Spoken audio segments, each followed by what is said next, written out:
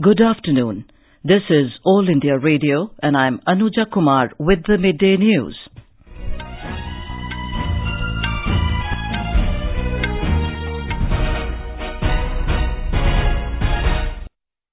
The headlines. Prime Minister Narendra Modi and his Norwegian counterpart Erna Solberg hold delegation-level talks in New Delhi. Mr. Modi calls for expanding bilateral trade. Bill for 10% quota in jobs and education for economically weaker sections in general category tabled in Lok Sabha. Rajya Sabha adjourned till 2 p.m. following uproar by Samajwadi Party-led Opposition over CBI raids in UP in connection with alleged mining scam. Supreme Court reinstates Alok Verma as CBI Chief but disallows him from taking any major decision. I&B Minister Rajyavardhan Rathore inaugurates sharing of All India Radio news. Private FM channels can avail the facility from today. And India-born Gita Gopinath becomes first woman Chief Economist of International Monetary Fund.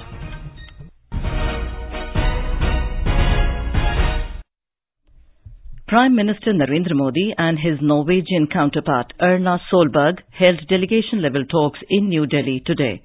During the deliberations, both sides reviewed the progress in bilateral cooperation and discussed ways to further expand the multifaceted partnership in areas of common interest.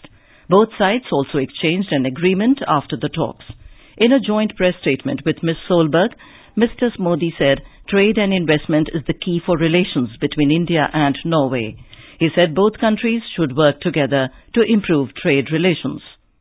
मुझे प्रसन्नता है कि प्रधानमंत्री जी के साथ Norway की 100 से भी ज्यादा कंपनियां के प्रतिनिधि भारत आए हैं। कल इंडिया नॉर्वे बिजनेस समिट में उनका भारत के बिजनेस लीडर्स के साथ उपयोगी इंटरेक्शन हुआ है। मुझे विश्वास है कि आने वाले समय में पोर्टफोलियो निवेश और फॉरेन डायरेक्ट इन्वेस्टमेंट दोनों में नॉर्वे की कंपनियां भारत की अपार संभावनाओं से लाभ उठाएगी। The Prime Minister added that India and Norway have been cooperating with each other on several issues, including combating the menace of terrorism. हमारा द्विपक्षीय ओशन डायलॉग इस क्षेत्र से जुड़े सभी सेक्टर्स में हमारे सहयोग को दिशा देगा। फ्रेंड्स, अंतर्राष्ट्रीय मंच पर भी भारत और नॉर्वे का आपसी सहयोग बहुत ही मजबूत है। UN security council reforms, multilateral export control regime और आतंकवाद जैसे अनेक विषय हैं जिन पर हम बहुत करीबी सहयोग और समन्वय के साथ काम कर रहे हैं। The Norwegian Prime Minister termed India as the country of oceans. She said they will work together to accelerate ocean economy. India is an ocean country. We first started our practical cooperation through fishery projects between Norway and India, and we are intensifying the work in the future on the ocean economy. Ms. Solberg said India is a growing economy and both the nations should work together to benefit the people. We have identified new opportunities for collaborating in fields also such as energy, climate and the environment. The Norwegian government recently launched a new strategy for our engagement with India. This is a testimony to how important we attach our bilateral relations. The Norwegian Prime Minister arrived in New Delhi yesterday on a 3-day visit to India. She is accompanied by senior officials from her government and a large business delegation. Ms. Solberg was accorded a ceremonial reception at the forecourt of Rashtrapati Bhavan this morning. She paid homage to the father of the nation, Mahatma Gandhi, at Rajghat. In the evening, Ms. Solberg will deliver the inaugural address of the 4th edition of Raisina Dialogue in the presence of Mr. Modi and External Affairs Minister Sushma Swaraj. The External Affairs Ministry, in partnership with Observer Research Foundation, is organizing the flagship annual Geopolitical and Geostrategic Conference. The theme this year is A World Reorder, New Geometries, Fluid Partnerships, Uncertain Outcomes. The dialogue will bring together over 600 delegates from 93 countries, including influential political leaders, strategic thinkers, policy practitioners, technology innovators, business representatives and academics. During her stay, the Norwegian Prime Minister is also scheduled to call on President Ramnath Kovind and Vice President M. Venkaiah Naidu and meet with Ms. Swaraj. The bill to provide 10% quota in government jobs and education for economically weaker sections, EWS, among the general category was tabled in the Lok Sabha today. The Constitution 124th Amendment Bill was introduced by Social Justice and Empowerment Minister Thawarchand Gehlot. The bill facilitates reservation for EWS people in the upper caste in the direct recruitments and admission in higher educational institutions. The Union Cabinet had approved the bill yesterday. Home Minister Rajnath Singh is scheduled to move the Citizenship Amendment Bill 2019 in the Lok Sabha today. The Cabinet had yesterday cleared the redrafted bill which seeks to provide Indian citizenship to non-Muslims from Bangladesh, Afghanistan and Pakistan. A joint parliamentary committee examining the bill, which was first introduced in Parliament in 2016, presented its report in the Lok Sabha yesterday. Meanwhile, opposition members from several parties staged a noisy demonstration in Parliament complex today in support of the demands including the withdrawal of the Citizens' Amendment Bill. The Rajya Sabha was today adjourned till 2 p.m. following uproar by Samajwadi Party-led Opposition over CBI raids in connection with alleged mining scam during Akhilesh Yadav government in Uttar Pradesh. The House was adjourned within minutes after it met for the day as SP members tried to protest over the issue. Chairman M. Venkaiah Naidu refused permission to the agitating members and adjourned the House amid pandemonium. This is the second day that the issue has forced adjournment of the House. This is All India Radio giving you the news. For quick news updates round the clock, follow us on our Twitter handle @AIR News Alerts. You can also log on to our website newsonair.nic.in. The Supreme Court today reinstated Alok Verma as the CBI Chief. A three-judge bench headed by Chief Justice Ranjan Gogoi, however, said the committee constituted under the Delhi Special Police Establishment Act will have to consider the matter afresh and that Verma cannot take any major policy decisions until then. Setting aside the appointment of M. Nageshwar Rao as the interim chief of the agency, the court said any further decision against Verma would be taken by the high-powered committee which selects and appoints the CBI director. The court pronounced the verdict after hearing Verma's petition against the centre's move to divest him as the chief of the probe agency. The bench had reserved its verdict in the matter on the 6th of last month.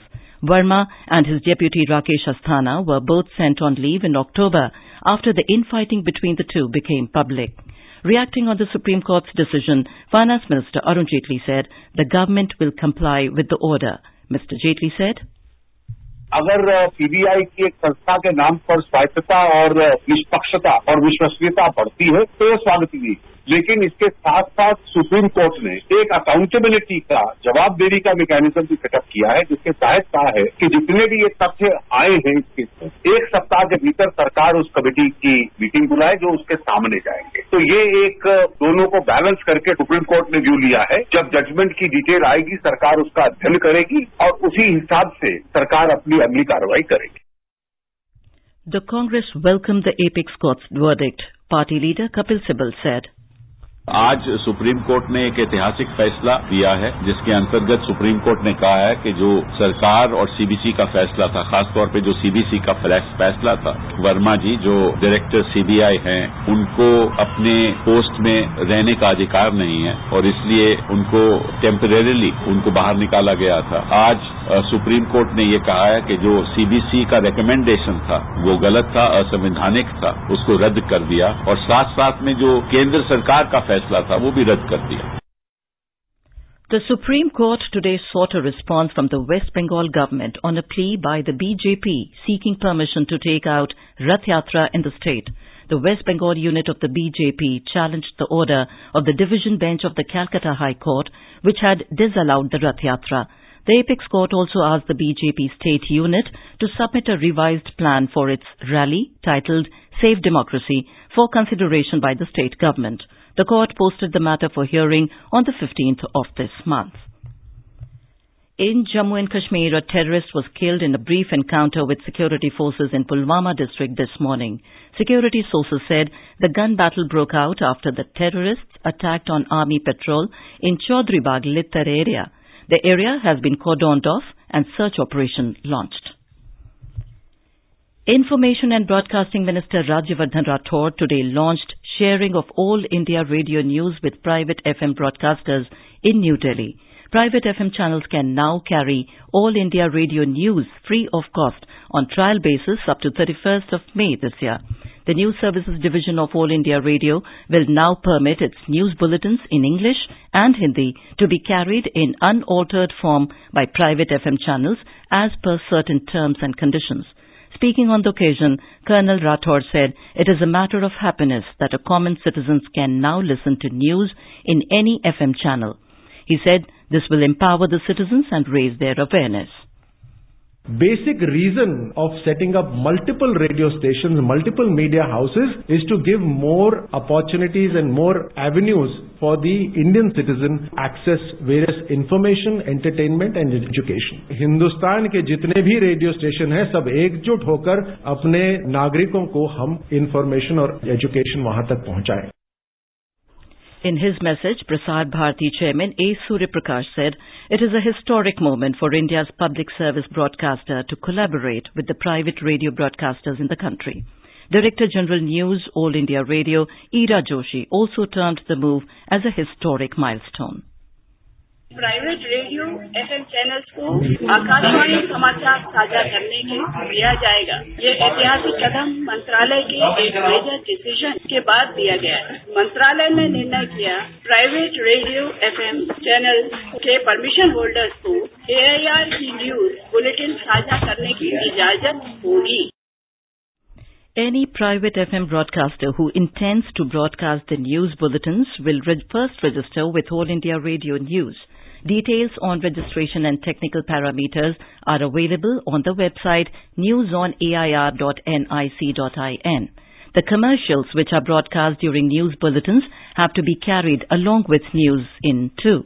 The registered broadcasters will give due credit to AIR for sourcing their news. India-born Gita Gopinath has joined the International Monetary Fund IMF as its chief economist. She has become the first woman to occupy the top IMF post. Ms. Gita Gopinath succeeds Maurice Opsfeld as the economic counselor and director of the IMF's research department. Opsfeld retired on the 31st of last month. In a recent interview, Ms. Gopinath, who is the 11th chief economist of the IMF, had described her appointment at the IMF as a tremendous honor. North Korean leader Kim Jong-un reached China today on a 3-day visit. There are speculations that he may attempt to coordinate his positions with Beijing ahead of his likely summit with the US President Donald Trump. The visit comes as Pyongyang recently expressed increasing frustration at the US approach on denuclearization talks. North Korea has threatened to resume building up its nuclear forces if the US does not ease sanctions. Indian pacer Jasprit Bumrah has been rested for the upcoming 3-match ODI series against Australia beginning in Sydney on Saturday. He has also been rested for the upcoming tour of New Zealand.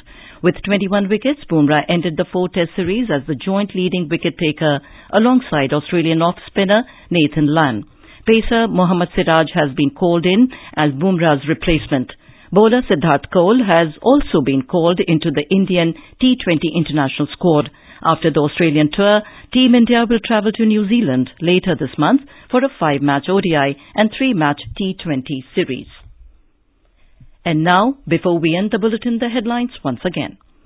Prime Minister Narendra Modi and his Norwegian counterpart Erna Solberg hold delegation-level talks in New Delhi. Mr. Modi calls for expanding bilateral trade.